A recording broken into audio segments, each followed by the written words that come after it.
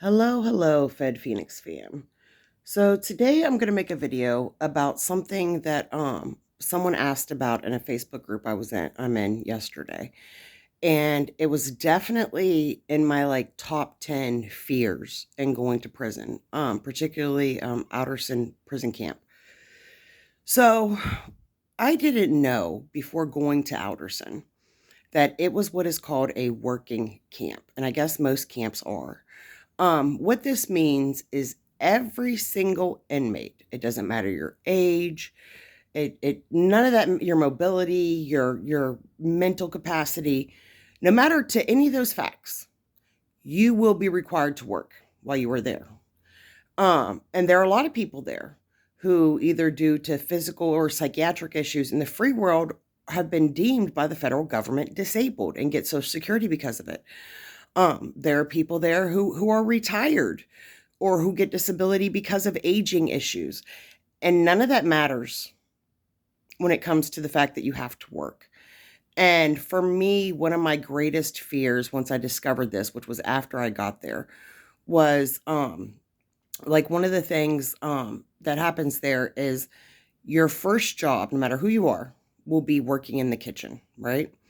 And you'll be in the cafeteria and you'll be wiping tables and sweeping and mopping and standing and sitting, obviously, for hours on end.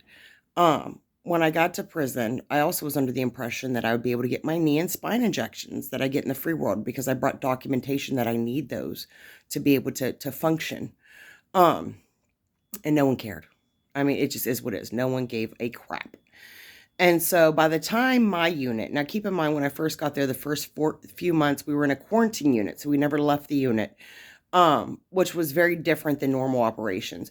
So by the time that we were all assigned to go work in the kitchen, my knee and back pain was starting to creep in because I had got my injections a month or two before I self-surrendered to prison. So I was getting near the point where normally I would go get more gel in my knees, epidural in my spine, to block pain. And so my chronic pain that I have to live with without that medical care was starting to flare up. And the cafeteria, CDR, chow hall, whatever you want to call it, was down the hill on lower compound. And so we had to walk down and then walk back up to get back to our housing unit. And the walk up is what they called Hallelujah Hill, which is a very steep incline. And if you're a person that has joint issues, it will wreak havoc on your body. So it was very intimidating to me. I really was literally to the point of tears. I was talking to someone in my unit that I had befriended, and I was literally in tears. And I said, this is so bad. You know what I mean?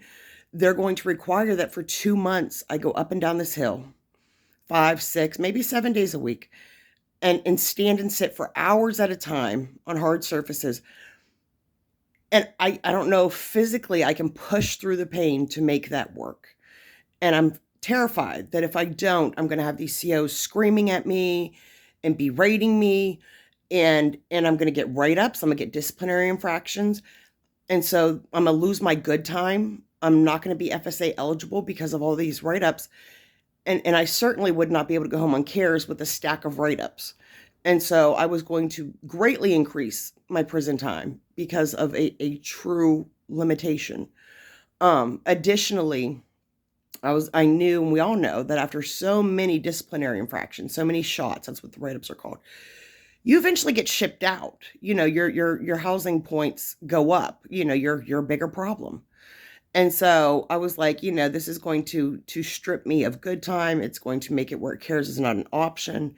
It's going to make it to where I can't get FSA credits. So I'm going to have to do my 2 years day for day because I'm disabled, And there's other aspects to my disability as well. But because I'm a person who truly has, some disabilities. And ultimately I'm going to end up in a higher security facility.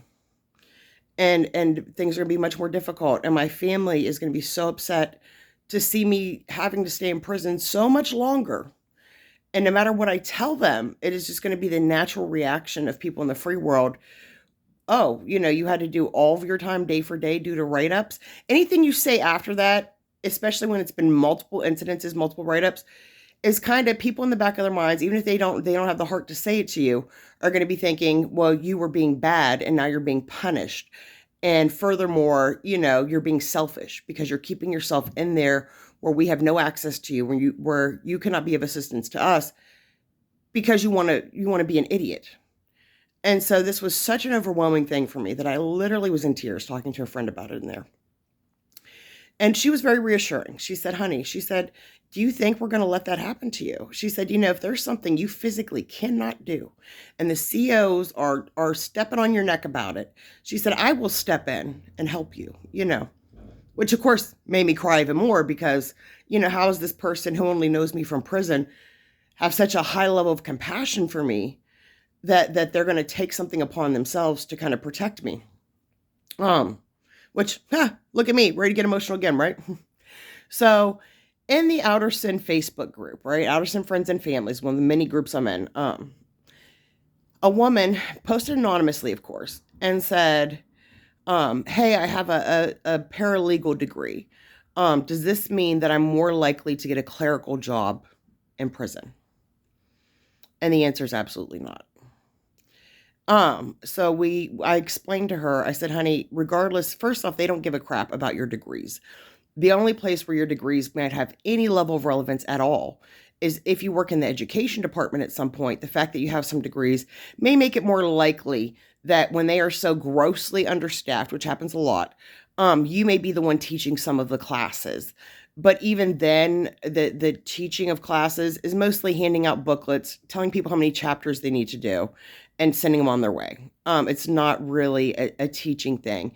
It's not really a learning thing. These classes were supposed to be designed to reduce recidivism by teaching you things like how to manage money and how to be healthier and whatever. Control your emotions, regulate them. No one really applies any effort into teaching them at all. So you do the workbooks, you turn them in. As long as the workbooks are done, no matter how ridiculous your answers are, there's no right or wrong. You get your certificate and you did it. So, there's really zero benefit to 99.9% of all programming in prison in regards to that. But I told her, I said, you're going to have to do your 2 months in the kitchen like everybody else. And then you'll have to have the kitchen agree to sign off on a job change form, right? So they have to say that you work well enough that you've earned the privilege of changing jobs. Then you have to find a job where the non-inmate, supervisor or hiring person is willing to, it has space, needs more workers, and chooses to take you. They have to sign off. Then you take it up the hill to your counselor, who then also has to decide, yeah, this job changes. I agree with it, pretty much. Then they have to sign off, and then the paperwork has to be processed. Now, sometimes after that last step, if that's on a Friday, maybe by Monday you're starting your new job. More often than not, this can take a week or two. And during this whole time of trying to find another job and getting the counselor to sign off and getting everything switched over, you're going to continue to work in the kitchen, which is it's a very physically demanding situation. Again, particularly those with bone and joint issues. You're not allowed, so you'll be down there for I think it's 6 or 8 hours a day, maybe longer sometimes. And when you're new, and you're not allowed to bring your MP3, listen to music, you're not allowed to bring pen and paper, you're not allowed to bring a book, you're not allowed to bring anything to occupy your time. So in between meals, when you're not wiping tables and sweeping and mopping, you are literally just sitting or standing on a hard surface for hours at a time. You're not allowed to bring playing cards, you're not allowed to bring anything to occupy your time. You are staring at the floor or staring at the walls and just, waiting for the seconds and minutes and hours to pass. Now you can socialize, with other people, but that's literally your only option to deal with the mind-numbing time there. And if you're a person with bone or joint issues particularly, you're going to be in incredible amounts of pain and no one is going to care. They're going to say, buy you some Tylenol or ibuprofen off commissary, take it before you come to work. End of story. So, as you guys know, I did not get any disciplinary write-ups while I was in prison. And so you may be wondering, how does my limitations and that fact jive together? And I'm explaining. So once we started working in the kitchen, I immediately knew this is not conducive for me. And I also knew that me begging these people or trying to reason with them to get out of it is not going to Nothing's going to happen. I can go to health services. I can beg and plead. I can, provide documentation. I can do all these things. No one's going to give a crap. They're just not. The zero consideration will be given. That's the reality of the situation. And you become very accustomed to that, which makes your transition back into the free world where you're actually a human being a bit alarming. But that's another thing for another day. So when we got started working in the kitchen, I found out through inmate.com, which just means, camp gossip or prison gossip, that one of the COs who ran the kitchen had an Achilles heel. Her kind of, the way to get consideration from her, if you did not want to be in the kitchen or you couldn't be in the kitchen, because couldn't is something they don't care about, is that it is more of a liability, basically, to have you down there than to just sign off and let you switch your job early, And I have a history of seizures due to my hypoglycemia, right? Which also they didn't give no craps about as well. I wasn't given glucose tabs or anything to deal with the 12 hours between dinner and breakfast, and when we couldn't get food off commissary for a while there, or hardly nothing, to prevent me from having a seizure or worse. No one gave a crap. They were fully aware, did not give one iota. If you survive, you survive. If you don't, it really doesn't matter, because there are more planes and buses of people getting brought in on a regular basis, not to mention the waves of self-surrenders, Monday through Friday, almost every day. So you're replaceable, and your life is nothing. Absolutely nothing. And thankfully I survived the situation in spite of all the medical neglect. But so I knew that this lady was someone who would definitely, if you could convince her that you were a liability, your safety was in danger. She didn't want to have to do the paperwork, I think, if you were to die or fall out, on the job. So I made it a point, particularly when she was around. I had said a few times things along the lines of, I really, want to do what I'm being asked, and I don't want to get in any trouble, and I just want to do my time and go home, which is all very true. However, I have this medical condition. I have seizures, and I'm just a little worried. I don't know if I should really be making like my own mop buckets and stuff, because, if I start having a seizure, it's a lot more dangerous than if I'm just in the cafeteria and I'm around other people and. And I said these things very subtly. And there were a few times where I pretended that my blood sugar was acting up, even when it wasn't. And, because I know what that feels like and I know what it does to you because I have it. Because I would rather pretend I'm having a medical issue that's likely to happen at some point than wait for it to happen and hope for the best. I'd rather pretend and hopefully get the same results. So needless to say, I ended up working in the kitchen about 2 weeks, maybe a little more than 2 weeks, maybe 3, but I think it was 2 weeks before I was out of the kitchen. And she said, okay, if you can find another job, I will sign off, because we don't need to be dealing with medical emergencies down here. And at that point, a woman in my unit who I absolutely love and adore, Miss Tyson. If you ever see this, Miss Tyson, just know that I love and respect you, and I will never in my life forget you. She was an older woman. I mean, just truly good person. And she lived in my housing unit. And Miss Tyson was aware of all the stuff that I had going on. And Miss Tyson lived with me. So she knew that I was the person who, I get things done. I'm a person who is honest. I'm a person who's compassionate. I'm a person who's respectful and fair and whatever. So I talked to Miss Tyson. Like, oh, I'm almost there. Like, I got my ticket out of the kitchen. I just got to find a job that'll take me. But the thing is a lot of these other jobs are equally or more physically demanding. Particularly if you're talking like landscaping. Landscaping is a gladiator job, in some ways, depending on how much you apply yourself. And so I was talking to her, and at the time she was the clerk for religious services. And she said, okay, Thompson, now when you're the clerk, when you're the front desk person for religious services, you have a little bit of pull with who gets hired down there. A lot of times the chaplain or the assistant chaplain, which are the two non-inmate staff, will actually ask your opinion on people they're considering hiring, if you think they would be a good fit or not, and that kind of thing. So you have a little bit of influence. And so she said, I'm going to talk to the chaplain And she said, I'm going to get you in at religious services. Now, religious services was on the upper compound. So this would save me all those trips up and down the hill, right? And it wasn't a very physically intensive job. And quite often we didn't work. Even though the chapel is scheduled to be open religious services 7 days a week, the reality is, due to staff, not showing up or whatever, the reality is we actually typically worked 3, maybe 4 days a week. And so it was a much shorter work week. Now, of course, the downside of this is you get paid nothing. We were on the lowest pay grade, like 12 cents an hour or something. And so on a good month, you made $5. But, at that point, just getting through my prison time without getting disciplinary infractions was way more significant to me than risking all that to have a job where I get paid $25 or $35 a month, which is pretty average pay on camp. So I got hired at religious services, thankfully. And when I got hired in, Miss Tyson kind of looked over my shoulder and kind of, said, listen, the chaplain's very particular about how her bathroom is cleaned. So always make sure that if that's something you're assigned to do, you're very meticulous. These are kind of the ins and outs of doing this job, doing it well, staying under the radar, staying out of trouble. Then there came a time when Miss Tyson found out she was likely going home sooner than expected. And at that point, she knew she needed to train somebody to take her job. And, there was the non-inmate staff did not, delegate who that person would be. They kind of left it Miss Tyson's hands. And Miss Tyson chose me, which did me a world of favors. I mean, a world of favors.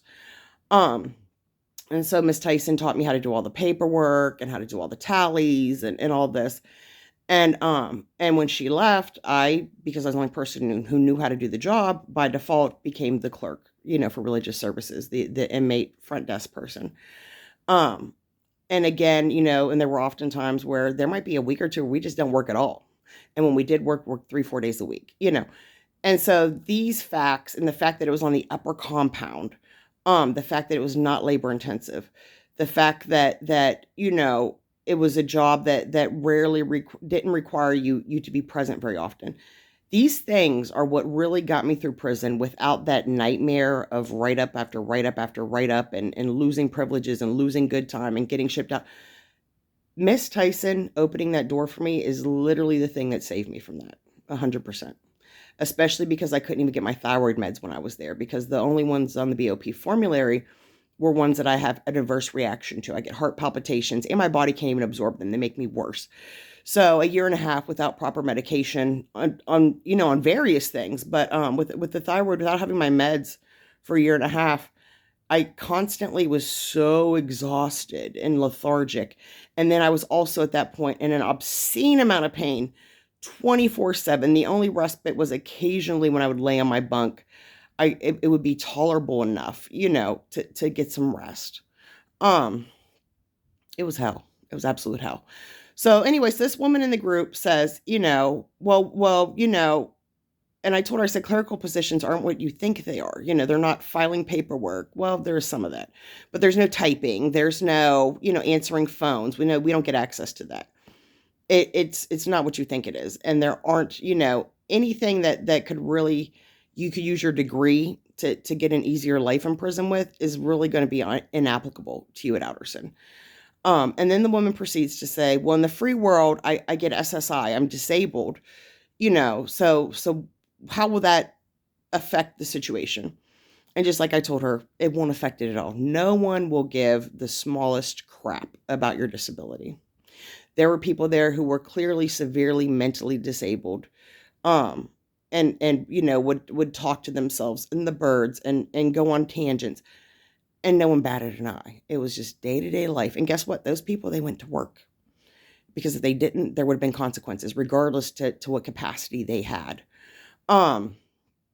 It's really a lot. Now, if you're saying, holy shit, if it wasn't for Miss Tyson, my situation would have been a lot worse and would have played out a lot different.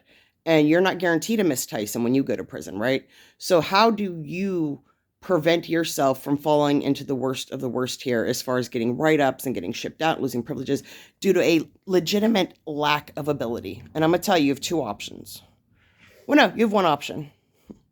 Well, a couple options. We'll go over it. So the federal prison system has what they call medical prisons, right? Medical facilities. Now, the upside to this is people in medical facilities are not required to work. There are some people who do work as orderlies and such, but it's not a requirement to prevent you from getting disciplinary infractions.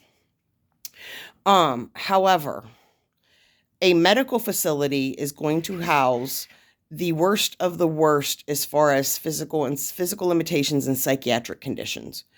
Your day-to-day life is probably going to be a lot more high stress. And it's my understanding that the medical facility in Texas, particularly that houses women, got really, really bad during COVID. And just like us, we were on the mountain, 700 women, no doctor. They also did not have a doctor. And they have thousands of women with various ailments, chronic serious ailments, and no doctor. So as far as your medical care, that's not necessarily going to be better in a medical facility. Can it be? Sure. And I think that the day-to-day life would be a lot more stressful than in a camp, certainly. And it's not like a camp. There are fences. There is barbed wire. It's a lot more strict and structured than a camp is. Camps are a lot more casual. There's no fence. There's no barbed wire. People stay on camp because they know if they don't, the outcome would be so much worse. And most people at camp really just, pretty much everybody has the mentality of, I'm here to do my time, get it over with, and get the heck on with my life. At a medical facility, you're going to have people of various security levels living together. So at a camp, it's pretty much never a concern. Like, holy shit, what if there's a riot? Do I need to worry about getting stabbed? At a medical facility, these can be very legitimate concerns. So one of your options is to really have your lawyer push on getting a recommendation for your judge. Again, not that carries a lot of weight, but it's something that you go to a medical facility and have your lawyer really just overwhelm the Designation and Computation Center, which is in Grand Prairie, Texas, for the feds, after your sentencing, to really push to try to get you designated to a medical facility. And again, that comes with its own downsides. And you really have to weigh what's best for you, honestly. The other option is to try to get designated to a low. I don't think any of the lows require that you work. In fact, working is a privilege in a low because now you're able to make a very small amount of money to help yourself survive. But if you cannot work, full time, because there's really no part time anything. If you can't work, then you won't be in trouble for that. So if you're a person who truly cannot, and let me tell you, you may say, well, if I have physical limitations and I just can't do something, and there's proof of that, there's documentation, I can't be punished for it. I'll fight the punishment. That's cute. And in the free world, under most scenarios, like in a regular employment situation, that would actually work. In prison, when I tell you, no one cares, as far as the staff go, no one cares. I can't say it loud enough and clear enough. Now, another option, if you're in the same situation as that woman is and I was, is to just hope and frickin' pray that you can either power through your time at kitchen and then find a job that you can do in spite of your physical or psychiatric or both limitations. Or try to get out of the kitchen early, which you have to be very, very strategic with that. Because here's the thing about the staff at Outerson, I'd imagine any prison, is they don't want to give you what you want. If they give you what they know you want, then they feel manipulated, and they don't like that. So you have to basically, if you want something, you're going to need to find a way as subtly as possible to convince them that it's their idea. When I got out of kitchen, at no point did I ask to get out of kitchen. At no point. I expressed concerns about my ability to do the work and the safety risk that my limitations would pose to the actual work environment, not to me. Because if you go in there saying, oh, well, I have these problems and I may get hurt and I'm worried about my safety. No. If you say, oh, I have these limitations and I'm worried about it interrupting the flow of things. I'm worried about it interfering in the running of the kitchen. Now they care enough to hear what you have to say and give it some consideration. So again, if you go to a camp, it will most likely be a working camp and work will not be an option. So if that is not something that is conducive for you, and I wish I would have knew this ahead of time, then you can try to get put in a low, or you can try to put in a medical facility. Um, and both come with their own downsides. And the only real upside you're going to see here is maybe luck of the draw there. In a medical facility, you may get better care for whatever your limitations are, and in either situation, you will not be required to work. That's what you're dealing with. So I just want to do a little video on that, because this isn't the first time. I've had a couple people say, well, I can't lift over so many pounds. I can't whatever. You know, how will the prison accommodate me? They won't. I mean, it's that simple. They won't. I went into prison with a very small, tiny little hernia on my left side, and they didn't give a crap. I wasn't given a van pass. I had to walk up and down the hill. I had to carry things. When our units moved, I had to carry my 60-pound tote like everybody else, across the yard, up the stairs. By the time I came home, I needed major abdominal reconstruction surgery where ligaments have been torn, where what was a little tiny hernia is now a grapefruit mass size of intestines hanging out my side. And when I tell you they did not give one tiny little crap, they didn't. So, in most people's situations, even with limitations, aren't quite that graphic and visual and severe. So I assure you, they don't care. And you have to become indifferent to that. You can't personalize that. If you personalize the amount of callousness you will be treated with by staff, then you're going to be really depressed. You're going to really have a hard time mentally getting through prison. You have to go in there with a roll with the punches. It is what it is attitude. Expect a lot of disappointment. Expect to feel oppressed. Expect to feel like you're being dehumanized. Now, thankfully, the other inmates actually see you as a person because they're in the same situation, and depending on you, will treat you accordingly. And you have to tell yourself, like I told myself 1,000 times, and like I say in most of these videos, it is a slice of your life. You will get through it because you have to. And don't let yourself focus on the long term. Just get through the day by day, the minute by minute, and eventually it will end. And that's really all I can say about that. I'm sorry. So this is a video about working in a federal prison camp. And, I know this information is going to be scary and overwhelming for some people, and I'm sorry for that. It's not my intention to scare or make anybody anxious. But at the same time, I wish I would have known this going into the situation. And, and I think it's always better to know an ugly truth than to assume or know a pretty lie. So I'm going to give you the ugly truth, and hopefully you can use that to empower yourself.